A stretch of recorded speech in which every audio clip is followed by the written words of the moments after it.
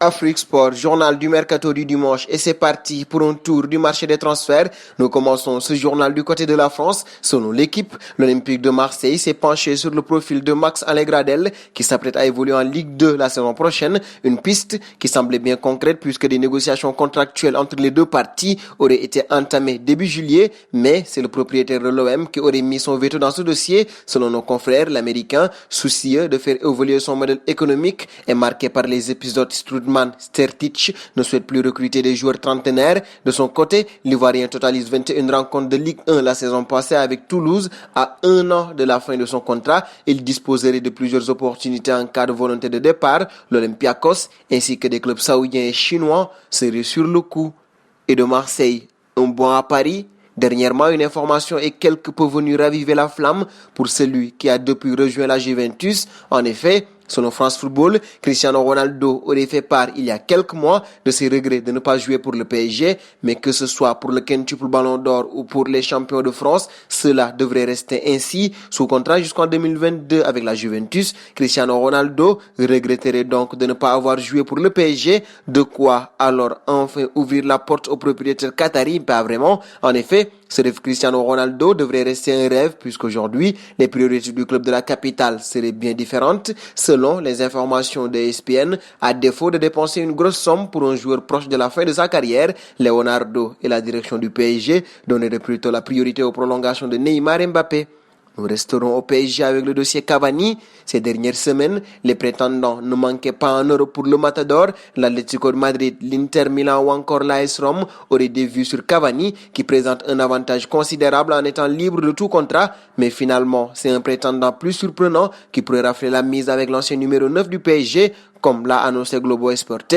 L'Atlético Mineiro aurait coché le nom d'Edinson Cavani pour cet été et serait entré en contact avec le buteur uruguayen. Bien sûr, sur le plan financier, cette piste ne serait pas la plus intéressante pour l'ancien joueur du PSG, mais Cavani voudrait surtout privilégier un projet affectif pour se relancer cet été. L'Atlético Mineiro pourrait donc avoir ses chances. Nous filons en Angleterre désormais. Le latéral droit de Lille, Zeki Çelik, suscite des intérêts d'Everton et de Tottenham et selon les informations du série média britannique The Telegraph, l'international turc représente même une priorité pour les Spurs. Ainsi, le club londonien a l'intention de vendre plusieurs joueurs comme Serge Aurier ou Juan Foyth pour passer à l'offensive sur ce dossier. Estimé à plus de 20 millions d'euros, Çelik risque de faire l'objet d'une belle bataille en Premier League et le LOSC peut donc se frotter les mains avec une nouvelle grosse vente en perspective. Nous resterons en Angleterre avec les Gunners.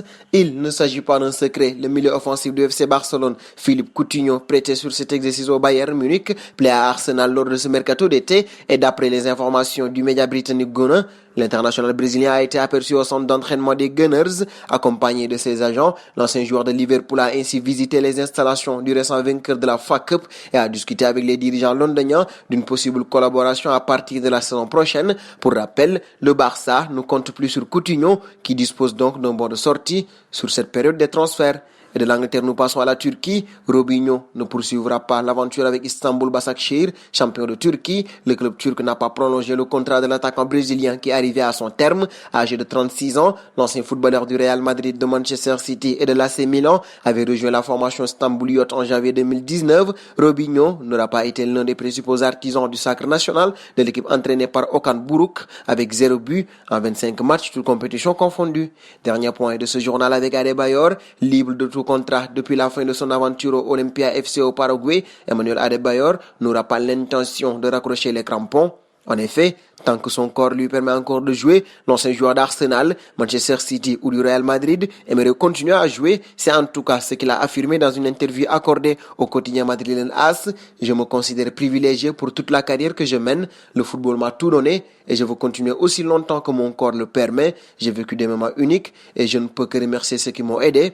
Le natif de Lomé au Togo est actuellement âgé de 36 ans. Et c'est sur cette information sur Adebayor que nous mettons fin à ce journal du Mercato. Chers amis internautes qui nous suivent d'un peu partout, nous sommes près de 80 000 membres de la famille Afrique Sport et chaque jour, nous essayons encore et encore de vous faire encore plus aimer le football. Pour nous aider à faire grandir notre chaîne, n'hésitez donc pas à partager nos contenus. Nous vous donnons rendez-vous demain tout en vous invitant à vous abonner sur Afrique Sport pour ne rien manquer du marché des transferts.